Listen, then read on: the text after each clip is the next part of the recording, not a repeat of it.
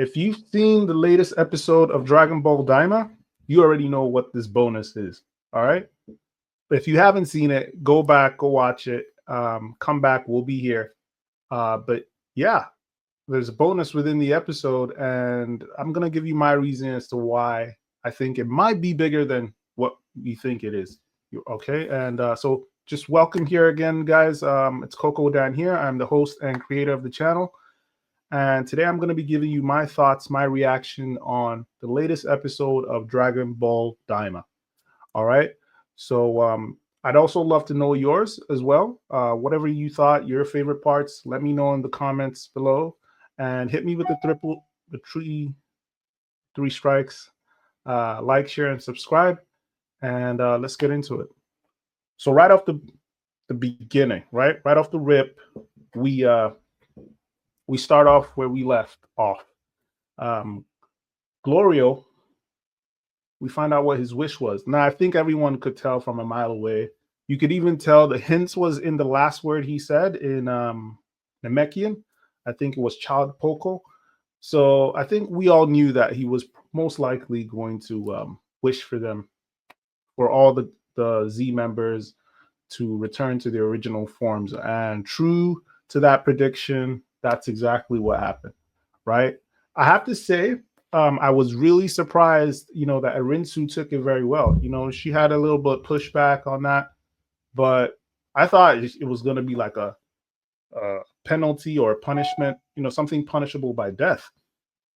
But she came in through. She came in. She was all right. She let him do what he had to do, and I was also happy that Ku, reassured her that, hey, I'm still going to be by your side.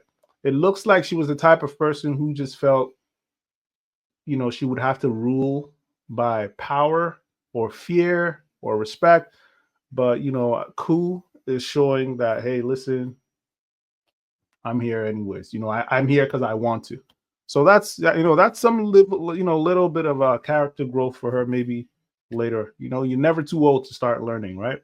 We also get to see Vegeta versus Gomah, right? And we get to see his Super Saiyan form, Super Saiyan 3, right? And it's confirmed now pretty much, because we never got to see that in the original series, Dragon Ball Z and Dragon Ball.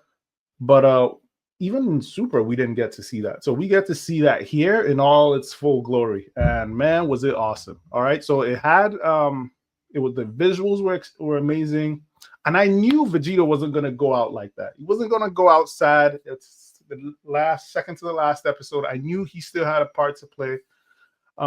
Even though, it looked good, but it didn't do as much damage as we thought, but we still got to see him shine. And the only reason it didn't do as much damage as we thought is because of that damn eye. But, it was amazing, right? We got to see the final flash. We got to see him. I love the kick, with the aura, with the, looking below him and all that. The shots were amazing. Everything about that episode were amazing. And also, side note, just real quick, we only have one episode left, but if you also don't want to be spoiled by anything, just 12 hours before Daima or any of your favorite episodes release, do not go on Reddit, do not go on Twitter. And I think I'm learning that kind of like the hard way, but yeah, just so you can really enjoy the experience, right?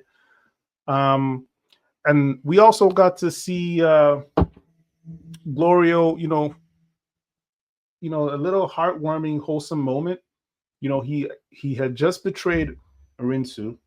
There's people who have that whole notion of, once a cheater, always a cheater. Once a snitch, always a snitch. Once a traitor, always a traitor. And even though it was for their benefit, you could see he still had some, hesitation in joining the Z fighters, right? And shout out to Pansy. Sometimes you just need to take that first step, or you just need someone to give you a little push. And she, she came in clutch. She came, welcomed him back in. Finally Goku got his name right? And that's also a subtle way to tell, hey, listen, I really recognize and respect what you did for me. Um, but yeah, we got to see that, and I don't know. This is just this might be a reach, but it's not impossible going by shonen tropes that he might be Pansy's romantic interest when she grows older, right? She's 82 in her years.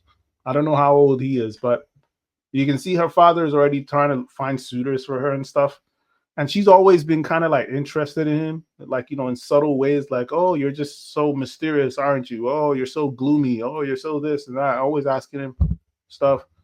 And hey, it might be a reach, but what better person to help run her kingdom or run that side of the world, right? Because they've both been through life and death situations, and they'll probably have the wisdom to rule their side.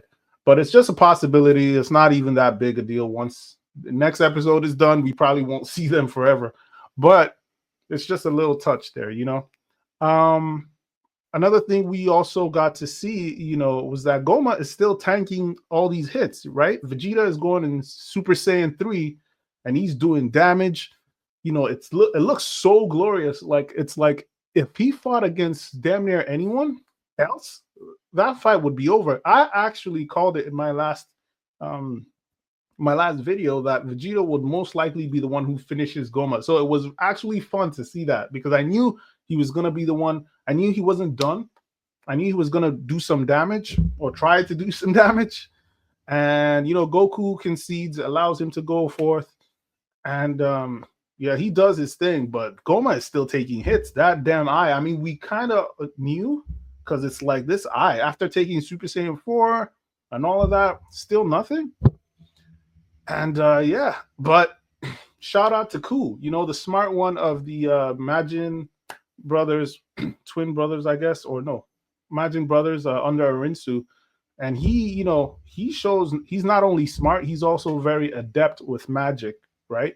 What is taking Arinsu, let's say a few seconds to turn the page with magic, he's going through that like that. So he has his strengths, not mind you, the dude is already strong, but not as strong as his brother. Yeah, but he's smarter, and it shows that he's also very good with magic. So they were able to find a weakness, and we finally find the weakness, right? And a shout out to Arinsu as well for sharing that with the team. With the whole tsundere vibe, but still sharing to the team that, hey, listen, if you can hit him at the back of his head 3 times, you're gonna knock the eye out. Which, kind of makes sense when you consider how hard it was to get in, right? It couldn't even fit in, but it seems so simple, but it's not easy, right? Clearly, he's not going to give you a chance to do that. And yeah, I guess we're going to find out next episode. And it was so funny to see, what's her name? Bulma, really reel in Vegeta. Who knew that Vegeta loved his wife that much, right? I mean, we all knew, but to that extent, I mean, the hard ball Vegeta could really love baths with his wife. That's crazy. That's amazing. And that was surprising as hell. It was funny as hell. I see, Dragon Ball always has such a beautiful way of, you know, um, integrating action and comedy, and that I think is what makes it sell so. The storyline, yeah, it gets repetitive, but they make it fun, and that's what's the most important ingredient. As far as that bonus, though, we got to see Goku go through all of his transformations, and he goes through 1, he goes through 2, he goes through 3, all in adult forms, and he even says that, hey, listen, there's one more bonus, and he goes into Super Saiyan 4. Now, the reason why I think this could be bigger is that they might explore this in future. We know there's an announcement coming. It might be at the end of the next episode, the last episode, but they might explore this. And if they do, like, Super Saiyan 4 could become a normal occurrence. Now, the manga, I don't think explores that at all, but who knows? They can always throw in a spin-off, right? So that's what I mean when I say it's a bonus, guys. So we might be getting more exploration on Super Saiyan 4, what it can do, maybe what makes it different, aside from obviously maybe faster, stronger, the basic stuff. But where it came from, what is it like, what is it tapping into, right? But an amazing episode all around, guys. Like, I would give it maybe 9.5 out of 10. But really, more like even a 10 out of 10. The only reason I would even take a 0.5 out, it was just I just thought they would wrap it up. We would see the fight, but I understand it's the last episode. Next time they can spend the first 10 minutes, doing the fight, finishing the fight, and the next 10 minutes wrapping it up and going back home. So it's fine. So really a 10 out of 10. But what do you guys think? What did you guys love about the episode? What didn't you like? Let me know in the comments below. And what would you rank it out of 10, right? So if you enjoyed it, if you also, just a quick reminder, if you like the content, just I do recaps or breakdowns on some of the animes that we're watching right now that are specific to this season. Let me know your thoughts. Like, let me know if you like the content, like, share, subscribe, and any advice you have, any criticisms, constructive, let me know in the comments below. All right. Let me know how you like the episode, and I will catch you guys on the next one. All right, guys. Peace out.